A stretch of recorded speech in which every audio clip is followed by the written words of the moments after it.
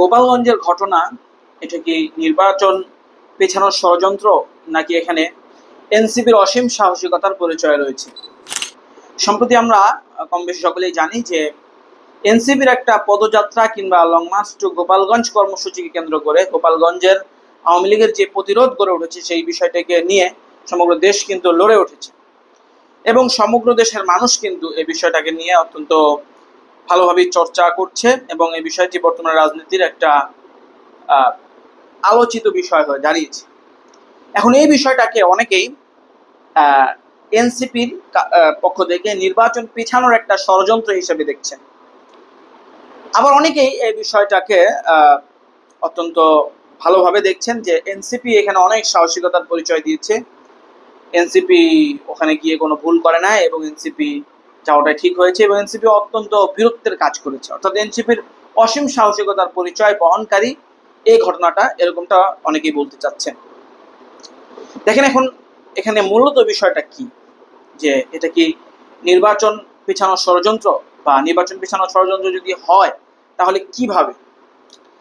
দেখেন, আমরা জানি যে নির্বাচন নিয়ে বাংলাদেশে অনেক রকম জল খোলা হচ্ছে, একজনের সাথে আরেকজনের এই নির্বাচন কেন্দ্রিক যে সংস্কারগুলো, সেই সংস্কারগুলো নিয়েই মত পার্থক্য তৈরি হয়েছে এবং এক একজন এক এক রকম কথাবার্তা বলছেন, এক একজন এক এক রকম তার জায়গা থেকে তিনি মতামত ব্যক্ত করছেন, অর্থাৎ নির্বাচনটা নিয়ে কেমন যেন পরিস্থিতিটা ঠান্ডাই হচ্ছে না। নির্বাচন প্রথমে বাংলাদেশ জাতীয়তাবাদী দল বিএনপি ডিসেম্বরের মধ্যে দিতেই হবে এরকম দাবি করলেও তারা পরে সেই জায়গা থেকে ফিরে এসছেন, প্রধান উপদেষ্টা ডক্টর মোহাম্মদ ইউনূস তাদেরকে ফিরিয়ে আনতে সক্ষম হয়েছেন, কিন্তু নির্বাচনের কিন্তু একটা মানে নির্দিষ্ট তারিখ কিন্তু ঘোষণা করা হয় না সরকারের পক্ষ থেকে কিংবা নির্বাচনের কমিশনের যে রয়েছে সেটার পক্ষ থেকে। তার মানে কি নির্বাচনটা এখনো অনিশ্চিত কবে হতে যাচ্ছে। তবে প্রধান উপদেষ্টা ডক্টর মোহাম্মদ ইউনূসের সাথে জনাব তারেক রহমানের যে বৈঠকটি লন্ডনে অনুষ্ঠিত হয়েছিল, সেই বৈঠকের পরে যে একটা যৌথ বিবৃতি এসেছিল, সেই বিবৃতির মধ্যে কিছুটা ইঙ্গিত দেওয়া হয়েছে যে ফেব্রুয়ারির মধ্যে নির্বাচনটা হতে পারে। ধরে নিলাম ফেব্রুয়ারির মধ্যে নির্বাচনটা হবে এবং এই ফেব্রুয়ারিতে নির্বাচনটা অনুষ্ঠিত করার পেছনে বা করার ব্যাপারে অন্যান্য দলরা যে খুব একটা দ্বিমত পোষণ করেছে বিষয়টা কিন্তু এরকম নয়। অন্যান্য দলও এ ব্যাপারে যথেষ্ট পজিটিভ ধারণা প্রকাশ করেছে, অবস্থান রেখেছে। সে হিসেবে ধরে নিলাম যে নির্বাচনটা ফেব্রুয়ারিতে হতে পারে। এখন নির্বাচনটা যদি ফেব্রুয়ারিতে হয়ে যায় তাহলে কার লাভ কার ক্ষতি, কারা এখানে এসে নির্বাচনটা পিছাতে চায়? দেখেন, নির্বাচনটা যত পিছবে, যত পরবর্তীতে হবে, তত কিন্তু কিছু কিছু মানুষ কিংবা কিছু কিছু দলের ফায়দা হবে। যেমন এক নম্বরে ফায়দা হবে এনসিপি এই সময়টা যত বাড়বে, নির্বাচনের আগের সময়টা, তারা তাদের দলটার বিস্তার তত সুন্দরভাবে লাভ করতে পারবে, তত একেবারে সুকৌশলে সুনিপুণভাবে তারা তাদের দলের যে একটা অবকাঠামো সেটাকে বাড়িয়ে নিতে পারবেন এবং তাদের যে রাজনৈতিক সাংগঠনিক যে কার্যক্রম সেটাকে তারা আরো শানিত করতে পারবে, আরো ত্বরান্বিত করতে পারবে। সেক্ষেত্রে তাদের একটা রাজনৈতিক ফায়দা রয়েছে নির্বাচন যদি দেরিতে হয় সেই ব্যাপারে। অন্যদিকে জামাত সহ ইসলামী দল যারা রয়েছেন তাদেরও কিন্তু নির্বাচন যদি পিছায় একটা ফায়দা রয়েছে। তাদের কি ফায়দা? তাদের দল তো মোটামুটি একটা ফাইট দেওয়ার মতো, নির্বাচন করার মতো যতটুকু বড় দল হওয়া দরকার ততটুকু দল ধরে নিলাম তাদের আছে, তাদের সবাই মিলে অতটুকু সক্ষমতা রয়েছে, ইসলামী আন্দোলন বাংলাদেশ কিংবা জামাত ইসলাম সবার। তাহলে নির্বাচন পিছালে তাদের কি ফায়দা? এটা একেবারেই সহজ।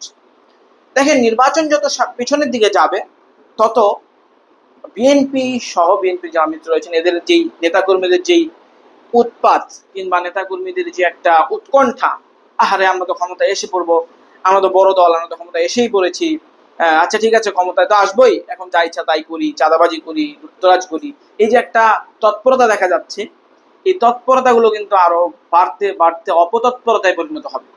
মানুষ কিন্তু ফুঁসে উঠবে, মানুষ কিন্তু বিরক্ত বোধ করবে। আর এখন দেখেন, কেউ যদি কারোর প্রতি বিরক্ত হয়, কথাটা কিন্তু খুব অকপটে বলে ফেলতে পারে, বিরক্তিটা কিন্তু প্রকাশ করতে পারে, বা বিরক্তি প্রকাশ করার একটা জায়গা রয়েছে, সেটি হচ্ছে ভোট। আমাকে তুই জ্বালালি না, আমি তোকে ভোটই দিব না, যা। এরকম একটা চিন্তা কিন্তু মানুষের মধ্যে এখন কাজ করাটা খুব স্বাভাবিক। কিন্তু যখন ভোটটা হয়ে যাবে তখন কেউ যদি মানুষের উপর একটু হালকা জুলুম অত্যাচার করে, কিংবা এই যে এখন যে কর্মকাণ্ডগুলো আমরা দেখছি এগুলো যদি তখন হয়, মানুষ কিন্তু কিছুটা মুখ বুঝে সহ্য করার চেষ্টা করবে। কারণ ভাই, ভোট তো হয়েই গেছে, একটা দল তো চলে এসছে, আচ্ছা ঠিক আছে 5 বছর পরে এদেরকে না দিয়ে অন্য কাউকে দিব না, আচ্ছা আপাতত একটু সহ্য করি। বাংলাদেশের মানুষের কিন্তু এরকম একটা মন মানসিকতা সাধারণ মানুষের আছে, সহ্য করে নেয়, সবকিছু কিন্তু মুখ দিয়ে বলে না, প্রতিবাদও করে না। তো সেই জায়গাটা থেকে যদি চিন্তা করি তাহলে ভোটের ভোটের আগে যে সময়টা, এই সময়টা কিন্তু মানুষের যে রাগ বা ক্ষোভ যদি জন্ম নেয়, সেই ক্ষোভটা প্রকাশ করার একটা সুযোগ কিন্তু তারা পেতে পারে। সেই সুযোগটা হচ্ছে ভোট প্রয়োগের মাধ্যমে সুযোগের সদ্ব্যবহার করা। এখন ভোট যত পিছাবে তত ওই দলটার নেতাকর্মীরা মানুষের কাছে রাগে ক্ষোভের কারণ হবে, মানুষ তাদের উপর অতিষ্ঠ হয়ে উঠবে, তাদের ভোট কমবে। তো স্বাভাবিক, একজনের ভোট কমলো, এই ভোটগুলো কাদের ওখানে যাবে?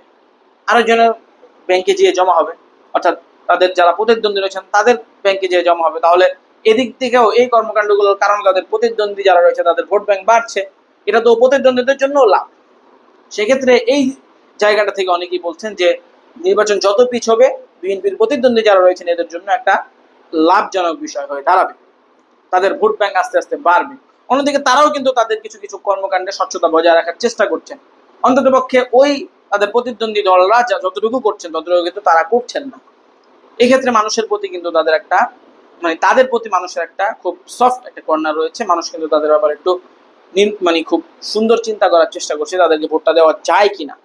এখন মানুষ এই চিন্তাটা করবে, আচ্ছা আমার ভোটটা ওরা যেহেতু এরকম উৎপাত করছে ওদেরকে না দেই, অন্য একটা দলকে দেওয়া যায় কিনা চিন্তাটাই যত নির্বাচনটা বিলম্বিত হবে তত হ্যাঁ ওদেরকেই দিব এই চিন্তাটাই পরিণত হবে।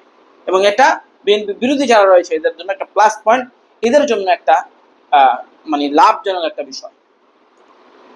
সেই হিসেবে বলাই যায় যে নির্বাচন যদি পিছায় তাহলে এদের লাভ রয়েছে। তাহলে ক্ষতিটা কার? ক্ষতিটা হচ্ছে বিএনপির। আলটিমেটলি নির্বাচন যত পিছাবে তত ক্ষতিগ্রস্ত হবে বিএনপি। এখন দেখেন এই নির্বাচনটা পিছানোর ষড়যন্ত্র এই গোপালগঞ্জের কাহিনী থেকে কিভাবে অনেকেই বলছেন যে এরকম একটা ষড়যন্ত্র করা হচ্ছে। দেখেন, বিরোধীদের পক্ষ থেকে, জামায়াতের পক্ষ থেকে, এনসিপির পক্ষ থেকে, ইসলামী আন্দোলন বাংলাদেশের পক্ষ থেকে বলা হচ্ছে যে নির্বাচন করার জন্য এখন বাংলাদেশে কোনো পরিস্থিতি সরকার করতে পারে নাই, নির্বাচন করার কোনো পরিস্থিতি দেশে নাই। সোজা আলাপ। কিভাবে নাই? দেখেন, গ্রেপ্তার করলে সেই থানা থেকে যে সদস্যদেরকে ছাড়িয়ে নিয়ে আসে, পুলিশকে গুনেই না, আইন শৃঙ্খলা বাহিনীর অবনতি, এমন একটা পরিস্থিতির মধ্যে ভোট আপনি কিভাবে করবেন? একটা স্বাভাবিক মানুষ, একটা দুর্বল দল ভোটে দাঁড়াবে, তার ভোটটা যে অন্যদিকে চলে যাবে না, তার ভোটটার নিশ্চয়তাটা তো দেওয়ার মতো কোনো সিস্টেম বা দেওয়ার মতো কোনো উপক্রম আমরা দেখছি না। বা তারা যারা বিএনপি বিরোধী রয়েছেন, যারা বর্তমানে ভোটটাকে একটা পরিবেশ পরিস্থিতির অনুকূলে নয় এরকম অভিযোগ করছেন, তারা তো এই কথাটা বলবে যে আমরা তো কোনো লক্ষণ দেখছি না। দেখেন, সেই কথাটা কিন্তু এরা অলরেডি বলতে শুরু করেছে। তার মধ্যে এখন এসে এই গোপালগঞ্জের এই পরিস্থিতি যে দেখেন, একটা গোপালগঞ্জে আপনারা সামলাতে পারছেন না, আপনাদের আর্মি নামিয়ে দিতে হচ্ছে, শত শত আর্মি, পুলিশ বাহিনী পরাজিত হচ্ছে। সেখানে সারা বাংলাদেশে যদি এই ধরনের ঘটনা ঘটে আপনারা কি করবেন, কিভাবে সামলাবেন? এই পরিস্থিতির ভিতরে ভোট কিভাবে হয়?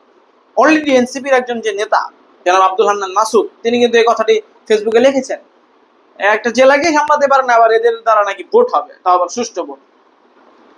এই যে একটা পরিস্থিতি অনুকূলে নয়, ভোটের পরিবেশ হয় না, এই যে একটা বয়ান, এই যে একটা কথা, এই কথাটাকে আরো জোরালো করার জন্য এই ঘটনাটি পরিকল্পিতভাবে ঘটানো হয়েছে বলেই অনেকে মনে করছেন।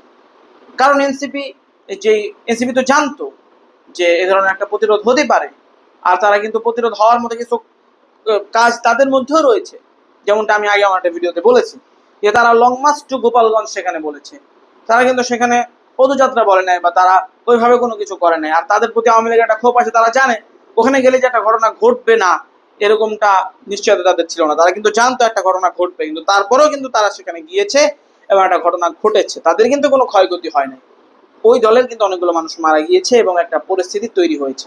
সুতরাং এই পরিস্থিতিটাকে পুঁজি বানিয়ে অনেক রাজনৈতিক দলই কিন্তু এরকম একটা বয়ান মাঠে নিয়ে আসতে পারে যে এটা ভোটের কোনো পরিবেশ নাই বাংলাদেশে। এর জ্বলন্ত উদাহরণ গোপালগঞ্জের এই ঘটনাটি। অতএব আমরা বুঝতেই পারলাম যে কেন এই ঘটনাটিকে ভোট পিছানোর ষড়যন্ত্র হিসেবে অনেকে মনে করছেন।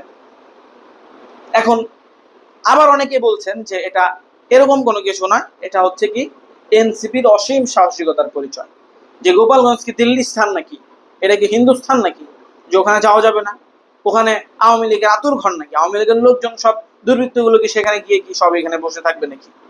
বিএনপি নেতা মেরে ফেলে, এই করে সেই করে, ওখানে ওটা কি আলাদা কিছু নাকি? না, এটা ভাঙতে হবে, এই পরিস্থিতির অবসান চাই, ওখানে যেতেই হবে, যে প্রোগ্রাম করতেই হবে। এনসিপির কেন্দ্রীয় নেতৃবৃন্দ সেখানে গিয়েছেন, প্রোগ্রাম করেছেন এবং তাদেরকে বাধা দেওয়ার কারণে এদেরকে দমন করতে হবে, সন্ত্রাসীদেরকে একেবারে নিঃশেষ করে ফেলতে হবে, এরকম ধারণা যারা করেন তারা আবার মনে করছেন যে না, এটা কোনো মানে নির্বাচন পিছানোর কোনো ষড়যন্ত্র এখানে নেই, এখানে এনসিপি অসীম একটা সাহসিকতার পরিচয় তারা দিচ্ছে। এই দুইটা ভাগে মূলত এই ঘটনাকে নিয়ে বাংলাদেশের মানুষ ভাগ হয়ে গিয়েছে। তো যাই হোক, যেটাই হোক, যেটা ঘটেছে সেটা তো ঘটে গিয়েছে। আল্লাহ তাআলা যেন আমাদের দেশটাকে অতি তাড়াতাড়ি শান্ত করে দেন এবং প্রত্যেকটা অনাকাঙ্ক্ষিত ঘটনা এবং অনভিপ্রেত পরিস্থিতি থেকে আমাদের দেশটাকে এবং আমাদেরকে রক্ষা করেন, এবং সর্বোপরি আমাদের সকলকে সঠিক সময় সঠিক সিদ্ধান্ত গ্রহণ করে নিজেকে এবং দেশকে অবদানটুকু রেখে যাওয়ার তৌফিক দান করেন। আমিন ইয়া রাব্বাল আলামিন।